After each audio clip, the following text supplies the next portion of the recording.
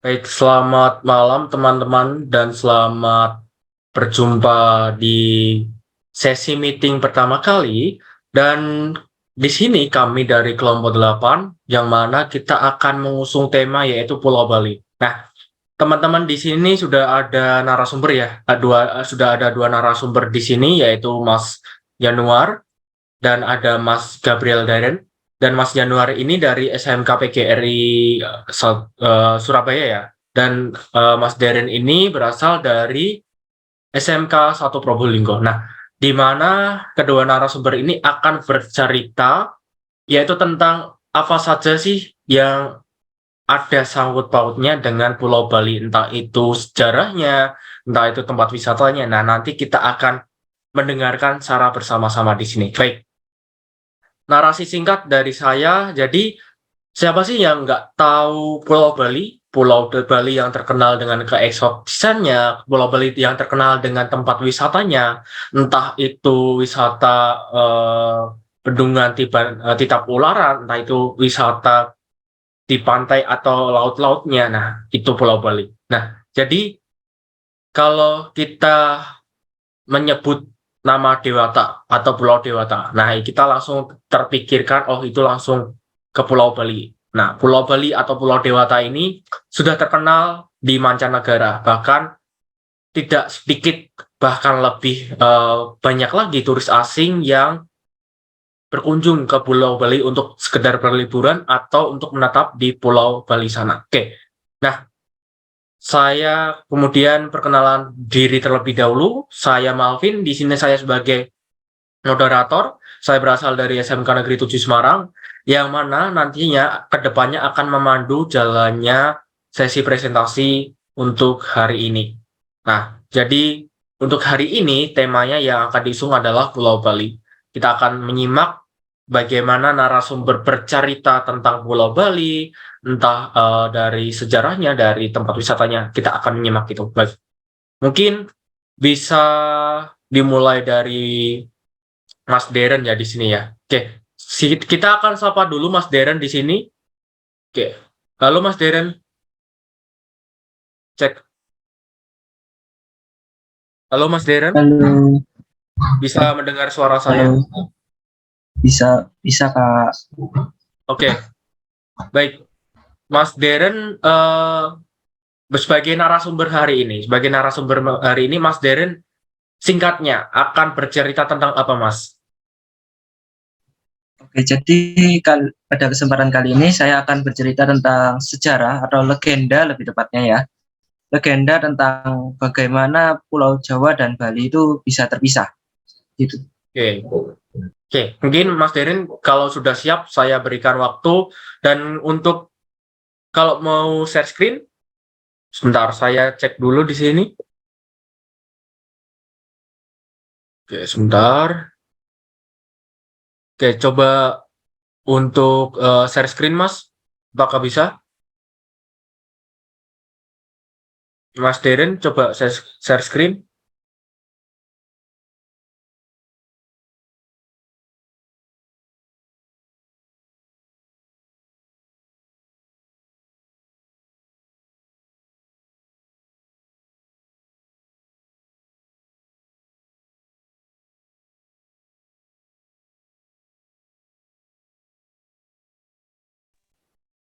Mohon maaf Mas, bisa tolong di-screen-kan? Oke, sebentar. Ini, oke.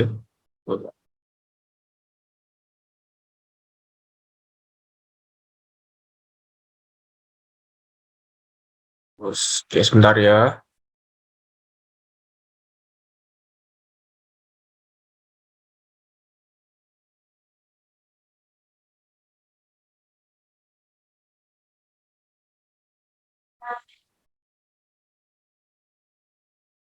Oke, mungkin saya jadikan dulu sebagai host. Oke, apakah sudah bisa share screen, Deren? Nah, Mohon maaf, apa sudah terlihat? oke, sudah terlihat, Deren. Silakan untuk bercerita.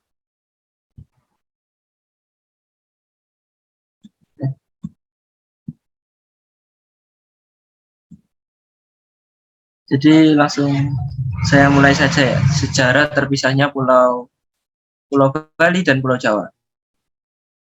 Jadi beberapa penelitian dari Eropa mengatakan bahwa Pulau Jawa dan Pulau Bali sebenarnya masih dalam satu daratan. Akibat adanya gunung meletus, daratan ini terbelah menjadi dua, seperti sekarang yang dibatasi dengan Selat Bali.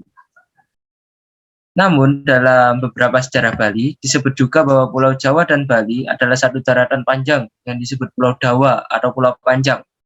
Secara ilmiah, mungkin argumentasi dari peneliti-peneliti bisa dibenarkan.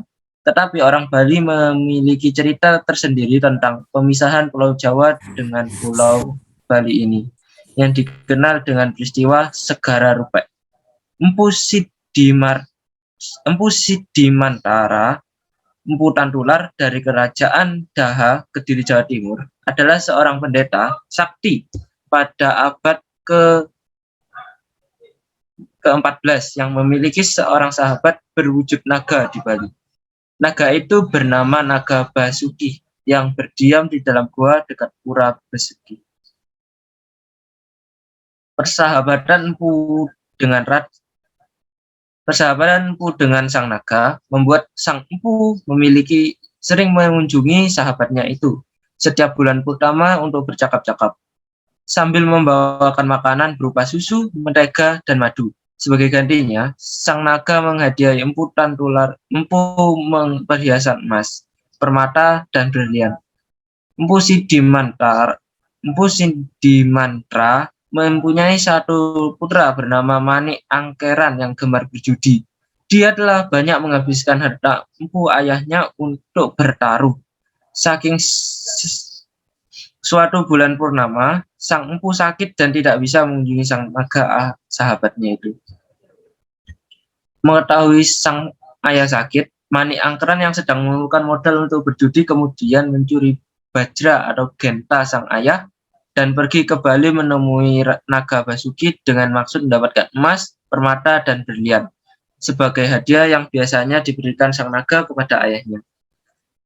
Sesampainya di mulut gua, Manik Angkeran membunyikan genta dan sang naga keluar. Dia menyampaikan bahwa ayahnya Empu Sidimantra sedang sakit dan mengutus dirinya untuk membawakan susu, mentega, dan madu ke hadapan sang naga. Sebagai balasan, sang naga memberikan emas, permata, dan berlian pada Manik Angkeran. Sang naga masuk ke dalam gua. Manik Angkeran terkesima dengan batu permata yang bercahaya pada ekor sang naga. Tetap tanpa basa-basi dipotonglah ekor itu sambil membawa kabur permata nan elok itu.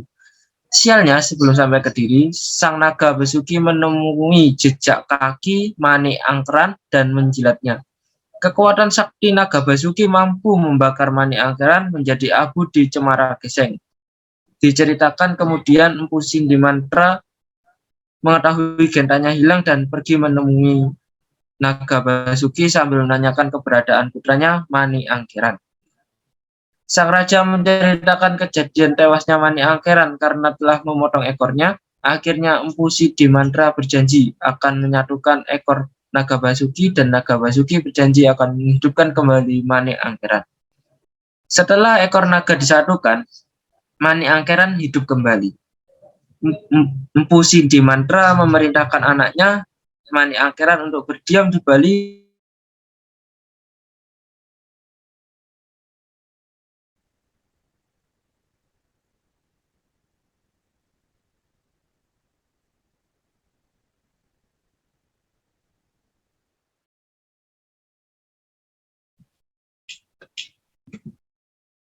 Oke, saya ulang sedikit ya. Agar sang anak tidak balik mengikuti ayahnya ke Kediri atau Jawa Timur, dengan kesaktiannya Empu Sidimantra menorehkan tongkatnya di Blambangan sehingga daratan terpisah menjadi dua, yaitu sekarang adalah Pulau Jawa dan Pulau Bali. Sampai dengan sekarang, para pemangku di Pulau Besaki wajib memiliki trah keturunan Manik Angkeran. Peristiwa terbelahnya daratan oleh tongkat sakti Empu Sidimantra disebut dengan peristiwa Segara Rupek yang memunculkan Selat Bali yang sekarang adalah jalur penyeberangan Jawa Bali atau Ketapang Gilimanuk. Jadi itu tadi adalah sedikit legenda kenapa Pulau Bali dan Pulau Jawa dapat terpisah. Sekian dari saya dan terima kasih.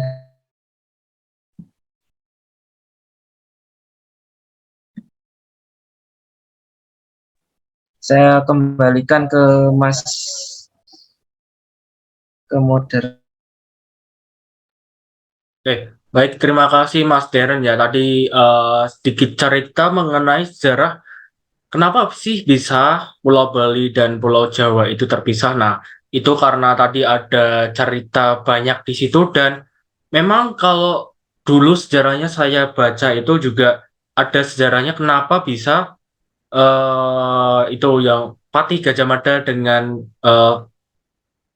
orang yang ada di Bali itu, tokoh yang ada di Bali itu bisa bertengkar sebesar itu. Nah, karena dulu Patih Gajah Mada itu banyak wilayah kekuasaannya. Nah, Patih Gajah Mada juga ingin merebut wilayah kekuasaan dari Bali itu dan ada seseorang tokoh adat yang ada di Bali itu yang benar-benar sangat kuat.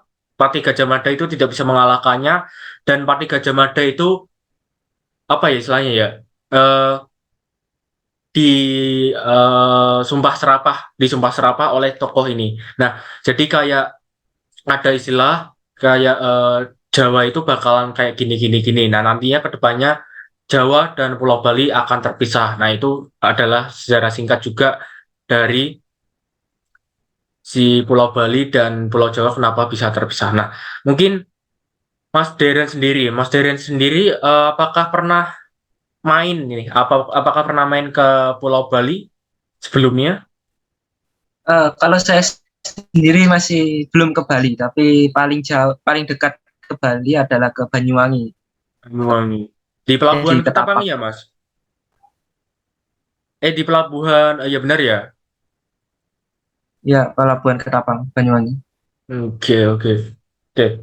Mungkin apa ya di sana? Kalau di Banyuwangi itu biasanya ada Pulau Balinya itu kelihatan ya kalau tidak salah ya di situ ya. Dari Terlihat, oke, terlihat ya Mas di situ. Oke, jadi benar benar pulau menarik sekali teman-teman. Jadi kayak ketika kita berada di Bali itu kita serasa seolah-olah berada di apa ya istilahnya dunia asing, dunia benar-benar dunia wow gitu. Jadi Pulau Bali itu pulau yang ada keindahan surgawinya di sana. Nah, jadi kayak misalkan kita berkunjung ke orang-orang turis, orang-orang turis berkunjung ke Pulau Bali itu disebutnya bukan wilayah Indonesia. Bahkan Pulau Bali itu disebutnya dengan negara Bali, Balinese. Nah, jadi orang-orang turis, orang-orang warga asing ketika tahu Pulau Bali bukan merupakan bagian dari Indonesia, itu setahu mereka. Nah, Pulau Bali itu adalah bagian negara sendiri. Itu orang asing kalau main ke Pulau Bali. Nah, oke, kita lanjut di sini. Di sini ada Mas Januar. Halo Mas Januar. Oke, sebelumnya saya ucapkan terima kasih Mas Darren ya sudah menjadi narasumber di sini. Mas, halo. Oke, Kenapa Mas? oke. Sudah siap Mas untuk kita bercerita tentang Pulau Bali di sini? Sudah Mas bawakan sebuah materi yaitu sejarah bagaimana Pulau Bali ini di masa lalu. Oke, baik. Mungkin bisa dimulai saja ya Mas.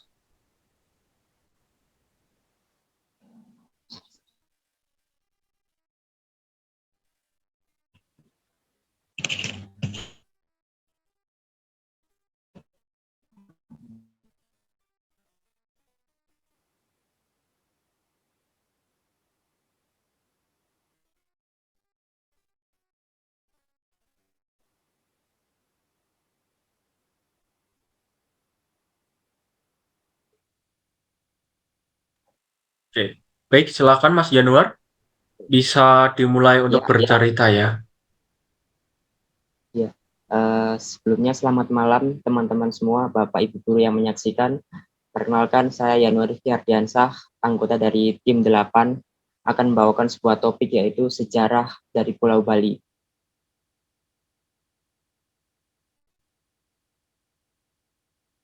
Sebelumnya saya akan bacakan dulu prolognya.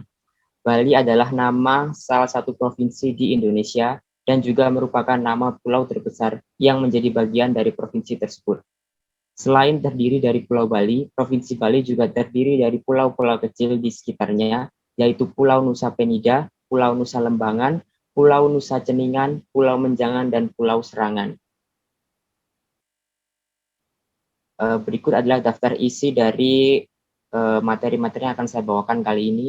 Yang pertama ada asal-usul penamaan Bali, akan menunjukkan bagaimana nama Bali ditemukan. Yang kedua ada awal Pulau Bali terbentuk, akan menjelaskan tentang bagaimana Pulau Bali terbentuk di masa lalu. Yang ketiga ada penghuni awal Pulau Bali, menjelaskan kepada Anda tentang siapa yang pertama kali menempati Pulau Bali ini. Yang keempat adalah letak Pulau Bali, yaitu mendiskusikan tentang letak geografi dari Pulau Bali. Dan yang kelima adalah karakteristik dari Pulau Bali yang akan dimiliki oleh Pulau Bali.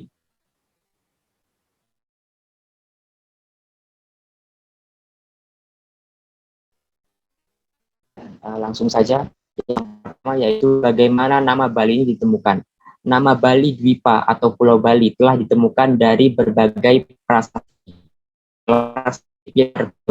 Yonjang yang ditulis oleh Sri Kesari Warmadewa pada tahun 914 Masehi yang menyebutkan Wali Dwipa. Sementara itu ada pula prasasti Gablak Pura Desa yang ditulis pada tahun 3 Masehi di mana ditemukan kata Bali. Dalam prasasti ditemukan kata Swian awal di Bali yang berarti dihormati Bali. Dan yang kedua, bagaimana Pulau Bali terbentuk di Pulau Bali terbentuk 23 juta tahun yang lalu ketika sebuah gunung api bawah laut yang terletak di sebelah timur Pulau Jawa sedang menunjukkan aktivitasnya. Akibat aktivitas tersebut, magma panas keluar dari perut bumi, mengendap dan mengeras. Hasil kegiatan tersebut selama beberapa waktu akhirnya membentuk daratan yang kini dikenal dengan Pulau Bali. Terbentuknya Pulau Bali tidak hanya terjadi dalam satu waktu, melainkan melalui proses yang panjang.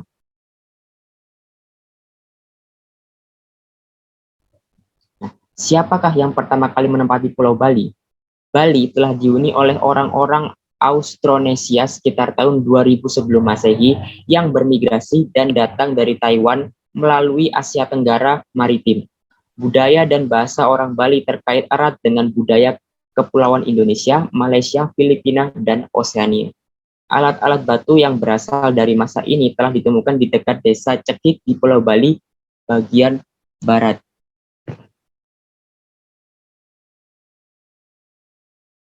Selanjutnya, di manakah letak geografis dari Pulau Bali? Bali terletak di antara Pulau Jawa dan Pulau Lombok. Ibu kota provinsi adalah Denpasar yang terletak di bagian selatan pulau. Mayoritas masyarakat Bali menganut agama Hindu. Di dunia, Bali terkenal sebagai tujuan wisata dengan keunikan seni dan budayanya, terutama bagi wisatawan Jepang dan Australia. Bali juga dikenal sebagai Pulau Dewata dan Pulau Seribu Pura.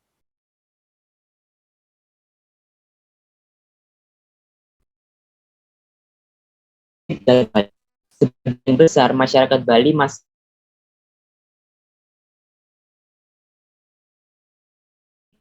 percaya bahwa manusia interaksi ya lainnya, tetapi benda mati dan alam di sekitarnya juga mempengaruhi kelancaran dan kehidupan sehari-hari mereka. Hantu atau makhluk halus sering berinteraksi dengan mereka, katanya. Mereka merayakan berbagai ritual dan upacara adat dengan harapan arwah yang telah mendahului mereka akan memberkati kehidupan mereka di dunia dan mereka dapat hidup dengan damai dan jaya.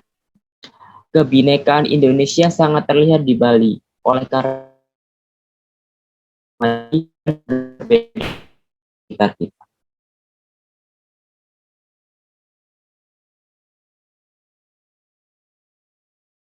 Sekian penjelasan dari saya tentang sejarah mulai dari sejarah Indonesia Bali.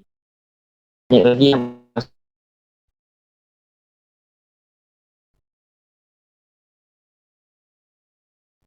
Berikut adalah saya tampilkan elemen-elemen atau maaf.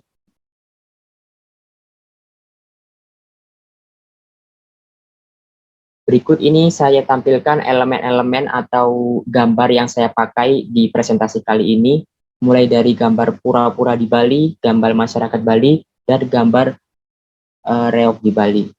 Seperti itu. Nah, apakah Anda pernah mengunjungi Pulau Bali atau Anda tertarik untuk kembali lagi ke pulau yang indah dan luar biasa ini? Sekian penjelasan dari saya mengenai topik kali ini, yaitu sejarah Pulau Bali. Terima kasih bagi yang sudah mendengarkan dan selamat malam. Oke, Saya ini akan menarik sekali. Baik, terima kasih Mas Januar. Dan ya, mungkin boleh dimundurkan lagi ya tadi presentasinya Mas. Sebentar, saya coba tadi sempat lupa ya menyimak tadi. Nah, lagi yang di pertama tadi Mas, yang daftar isinya mungkin. Nah, yang itu coba. Oke. Nah, ini menarik sekali. Ini ada apa ya istilahnya ya? Jadi ada asal-usul penamaan Pulau Bali, kenapa pulau tersebut bisa dinamai Pulau Bali, dan kenapa pulau tersebut bisa dinamai Pulau Dewata, dan kenapa dinamai Pulau Seribu Pura. Nah, jadi mungkin Pulau Dewata. Nah, Pulau Dewata ini mungkin artinya itu terdapat dewa-dewa di sana karena masyarakat di Bali mayoritasnya di Hindu di sana dan menyembah dewa karena menyembah dewa di sana dan dinamai Pulau Dewata atau Pulau Dewa di sana. Nah, juga dinamai Pulau Seribu Pura. Kenapa? Karena di sana banyak sekali pura-pura yang terdapat di sana. Masyarakat di Bali itu benar-benar pure eh, apa ya kental banget akan budaya, akan tradisi, akan upacara-upacara adat. Nah, setiap jadi hari raya mereka itu bukan sekedar kuningan, bukan sekedar nyepi, bukan sekedar hari-hari besar. Itu ada hari malam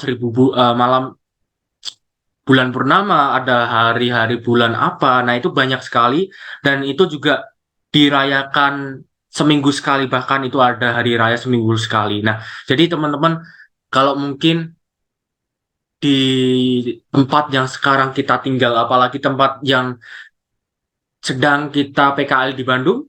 Nah, Bandung itu identik dengan kota. Identik di mana Bandung itu masyarakatnya, ya ini bukan apa istilahnya, bukan menjelekkan, di mana kalau Bandung itu memang dapat kita lihat sendiri.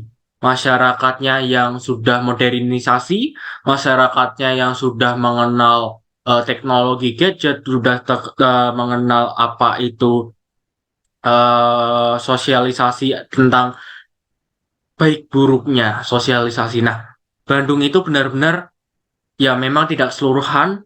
Bandung itu benar-benar kota yang termodernisasi, hampir mirip dengan Jakarta. Dan ketika saya melihat di YouTube, ketika saya melihat di Google Maps, ketika saya melihat di Google, itu benar-benar berbeda sekali. Karena kenapa? Bandung yang setahu kita macet, banyak orang ada orang ribut, ada orang-orang yang sedikit-sedikit ada masalah terus langsung emosi. Nah, seperti itu.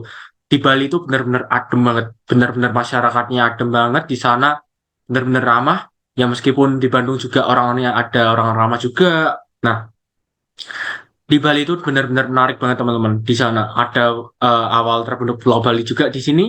Bagaimana tentang jadi ada tadi ya, ada cerita rakyat juga dan juga ada cerita secara fisika. Jadi kalau cerita rakyat itu kayak yang dijelaskan oleh Mas Deren tadi, yaitu tentang cerita rakyat bagaimana bisa terbentuknya terbelahnya Pulau Bali dengan Pulau Jawa. Nah, itu berdasarkan cerita rakyat di situ. Nah, nah ini penghuni awal Pulau Bali tadi ada Austronesian.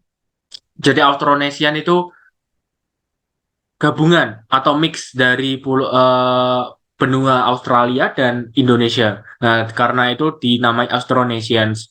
Nah, ini ada letak Bali Jadi teman-teman kalau misalkan pengen ke Bali atau mungkin teman-teman ada rencana untuk ke Bali, itu yang mungkin benar-benar diimpikan oleh banyak orang. Nah, tidak sedikit orang yang memimpikan untuk jalan-jalan ke Pulau Bali. Ini benar-benar keren banget Pulau Bali. Nah, ini ada Pulau Bali juga tadi sudah dijelaskan oleh Mas Yanuar. Ini benar keren banget. Oke, mungkin bisa di next, Mas.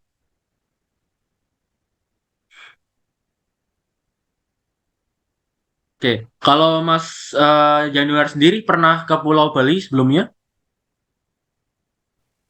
Sebelumnya saya belum pernah ke Pulau Bali, tapi tahun depan ada rencana untuk pergi ke sana, tapi masih belum tahu kepastiannya. Oke, nah ini kita bertiga di sini sama-sama belum pernah ke Pulau Bali dan Pulau Bali ini juga kita pengen mungkin ke depan untuk ke Pulau Bali. Nah, oke mungkin bisa di next Mas, yang di elemen tadi, yang ada di elemen. Nah ini teman-teman, apa tadi Mas Januar jelaskan tentang elemen yang ada di Pulau Bali. Nah ini ada pura, ada orang-orang dengan menggunakan pakaian adatnya, dan ada ini leak Bali ya nih ya. Nah jadi teman-teman di sana itu di Bali itu terkenal dengan apa namanya lukisan-lukisan patung-patungnya. Nah teman-teman kalau tahu ada patung-patung seperti Lea, ada patung-patung besar yang di G20 itu. Nah, itu banyak sekali artis-artis atau pembuat apa namanya patung, ada pendesain patung yang terkenal dari Bali. Nah, kenapa bisa seperti itu? Karena Bali itu tempatnya para pembuat patung yang benar-benar keren banget. Ini ada Palea, ada pura juga tentunya. Jadi, kalau pura itu misalkan kita di RT 1 ini, jadi setiap RT itu ada puranya, setiap kecamatan itu juga ada puranya di setiap desa. Nah, itu uniknya di Pulau Bali. Oke, oke. Oke, mungkin ada yang ingin ditambahkan Mas Januar dan Mas Darren. Ada yang ingin ditambahkan sebelum kita menutup sesi meeting hari ini karena Zoom meetingnya ini tidak apa ya, tidak premium. Mungkin tidak ada ya, Mas. Oke, Dari saya cukup baca. oke, oke. Baik teman-teman, narasumber kita di sini sebenarnya ada 3 lagi karena yang satunya itu ada terkendala entah itu sibuk entah itu ada belum bisa join dan kita akan lanjut di lain waktu untuk narasumber yang belum bisa hadir untuk menceritakan tentang Pulau Bali keseluruhannya. Baik, terima kasih untuk Mas Deren sama Mas Januar yang sudah menyempatkan hadir untuk mengisi bercerita tentang Pulau Bali hari ini. Oke, terima kasih juga para peserta yang sudah join di sini, yang sudah menyimak narasumber yang hebat hari ini, malam ini. Dan saya mohon maaf apabila ada kekurangan. Dan jangan lewatkan hari selanjutnya, hari Selasa ya. Itu juga kita akan meeting lagi, topiknya sama, tapi dengan narasumber yang berbeda. Kita bertemu di lain kesempatan. Terima kasih narasumber, terima kasih para peserta. Saya izin untuk mengakhiri sesi. Selamat malam dan selamat beristirahat.